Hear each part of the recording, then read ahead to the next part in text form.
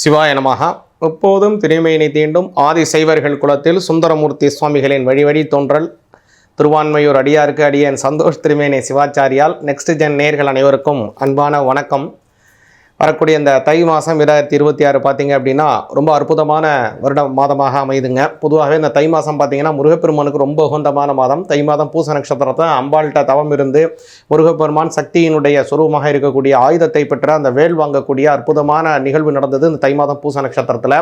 அதே மாதிரி தை மாதத்தில் இந்த வரக்கூடிய தை கிருத்திகை, தை மாதத்தினுடைய அமாவாசை, தை மாதத்தினுடைய செவ்வாய்க்கிழமை, தை மாதத்தில் வரக்கூடியதான இந்த ரத்த சப்தமி, தை மாதத்தில் வரக்கூடிய வெள்ளிக்கிழமை எல்லாமே சிறப்பு வாய்ந்தது. இந்த சிறப்பு வாய்ந்த ரொம்ப அற்புதமான இந்த உத்தராயணத்தினுடைய முதல் மாதமான இந்த மாதம் உங்களுக்கு எப்படி இருக்குங்கிற இந்த பலனை முழுமையாகவும் தெளிவாகவும் பார்ப்போம். கன்னி ராசிக்கு இந்த மாதம் தை மாதம் 2026 பார்த்தீங்கன்னா ரொம்ப ரொம்ப ஒரு நல்ல மாதமாக இருக்குங்க. 12ஆம் அதிபதியாக இருக்கக்கூடியதான இந்த சூரிய பகவான் 5ஆம் பாவத்தில் இந்த மாதம் முழுவதுமே இருக்கார். அதனால் புதிய வகையான முதலீடுகள் செய்யக்கூடிய ஒரு அமைப்பும் இருக்குது.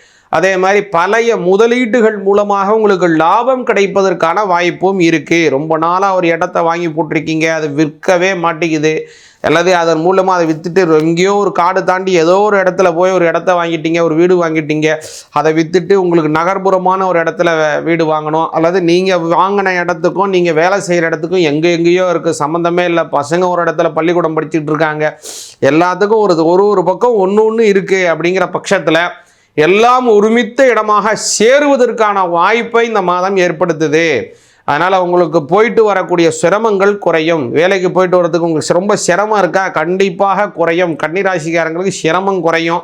அதேமாதிரி ரொம்ப குழந்தைகளை பள்ளிக்கூடம் கூட்டு போகிறதுக்கு போயிட்டு வரதுக்குலாம் ரொம்ப தள்ளி இருக்கா, அந்த மாதிரியான சிரமங்களும் குறையும். படிக்கின்ற மாணவர்களுக்கு படிப்பிலே நல்ல ஞாட்டம் அதிகரிக்கும். சொந்தமாக தொழில் செய்வதற்கு புதிய வாய்ப்புகள் ஏற்படும்.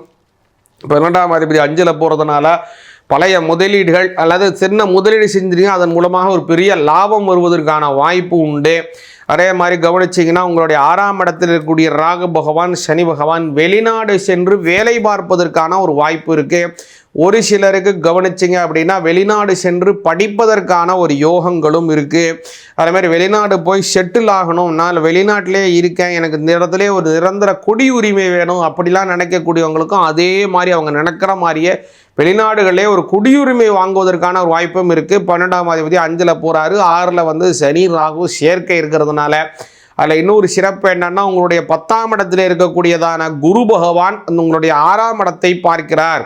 அதனால் அந்த குருவினுடைய பார்வை 6ஆம் பாவத்தில் அந்த சனியும் ராகுவையும் பார்க்கறதுனால ரொம்ப வேலையில் பலு, ரொம்ப கஷ்டமான வேலை செஞ்சிட்ருக்கீங்க, ரொம்ப கடினமான வேலையை அனுதினம் செஞ்சிட்ருக்கீங்க, வேலை நேரத்துக்கும் உங்களுக்கும் சம்பந்தமே இல்லாமல் இருக்குது, அந்த வேலை நேரம் உங்களுக்கு ஒவ்வாமல் இருக்குது, அந்த வேலை நேரத்தினால உங்களுக்கு பிரச்சனை இருக்குது, அல்லது இந்த வேலை செய்கிறதுனால வீண் அலைச்சல்கள் இருக்குது, அதிகப்படியான சிரமங்கள் அப்படிலாம் இருக்குன்னா கவலையே படாதுங்க. இந்த மாதம் எல்லாமே மாறிவிடும். குறிப்பாக சொன்னோன்னா வேலை நேரம் உங்களுக்கு தகுந்த வேலை நேரம் இருக்கும், நல்ல நிம்மதியான தூக்கம் வரக்கூடிய ஒரு காலமாக வருதுங்க. அதே மாதிரி கவனிச்சிங்கன்னா வேலை மூலமாக ரொம்ப கடினமான உடல் உழைப்பு இருந்தாலும் அதையெல்லாம் குறைஞ்சி வேலை அதிகமான நேரம் செய்வதும் குறைஞ்சி சுமூகமான நேரத்தில் சுமூகமான முறையில் வேலை செஞ்சு அதிக லாபம், அதிகப்படியான உங்களுக்கு தன லாப வரவுகளும் ஏற்படும்.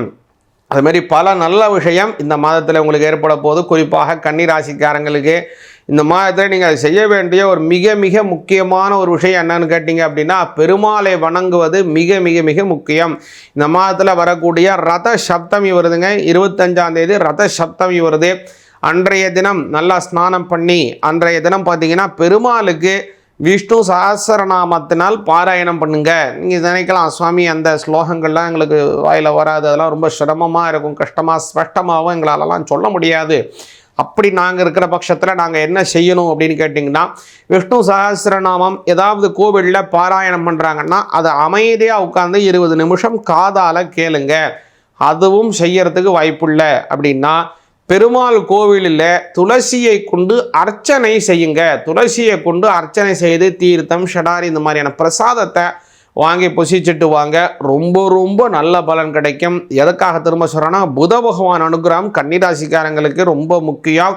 இந்த கன்னிராசிக்காரங்களுக்கு புத பகவான் 5ஆம் இடத்துல இருக்கார். அதனால் அந்த 5ஆம் இடத்துல இருக்கக்கூடிய சமயத்தில் பெருமாளை வழிபாடு செஞ்சீங்கன்னா இன்னும் நன்மைகள் அதிகமாக உங்களுக்கு கிடைக்கும். சிவாய நமக. முன்னாடியே சொன்னேன், இந்த தை மாதம் அப்படிங்கிறது தெய்வ வழிபாடுகளுக்கு ரொம்ப ரொம்ப உகந்தமான மாதம். இந்த மாதம் அப்படிங்கிறதே அமோகமான மாதமாக வருதுங்க. இந்த மாதத்தில் வரக்கூடிய தை வெள்ளிக்கிழமையிலேருந்து எல்லாமே சிறப்பு வாய்ந்தது. இதில் முக்கியமானது என்னென்னா, தை அமாவாசை ஜனவரி மாதம் 18ஆம் தேதி ஞாயிற்றுக்கிழமையில் வருது. அதனால் முன்னோர்களுக்கு தர்ப்பணம் செய்வதற்கு மிக மிக உகந்தமானது. அதே மாதிரி தைப்பூசம் பிப்ரவரி மாதம் 1ஆம் தேதி வருதுங்க.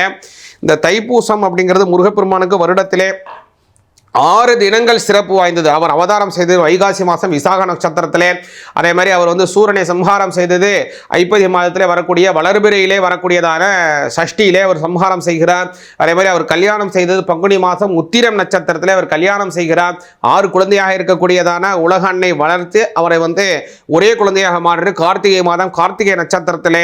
அதே மாதிரி கவனிச்சிங்கன்னா, பக்தர்களுக்கு அனுகிரகம் செய்வது மாசி மாதம் மகா நட்சத்திரத்திலே. இதில் தைப்பூசம் என்ன சிறப்பு அப்படின்னு கேட்டிங்கன்னா, சூரனை சம்ஹாரம் செய்வதற்காக முருகப்பெருமான் கடுமையாக தவம் செய்து அன்னையை நோக்கி வரம் வேண்டி, அன்னை தனக்கு நிகராக, அன்னை பராசக்தி பார்த்தீங்கன்னா தன்னுடைய நிகராகவே தன் சொரூபமாகவே முருகப்பெருமானுக்கு அந்த ஆயுதத்தை வழங்குகிறார். அதனால தான் அந்த சக்தி அப்படின்னு பேர். அதுக்கு அந்த ஆயுதத்துக்கு பேர் சக்தியாயுதம் அப்படின்னு பேர். வேல்னு நம்ம சொல்கிறோம் இல்லையா, அதுக்கு பேர் சக்தியாயுதம் அப்படின்னே பேர்.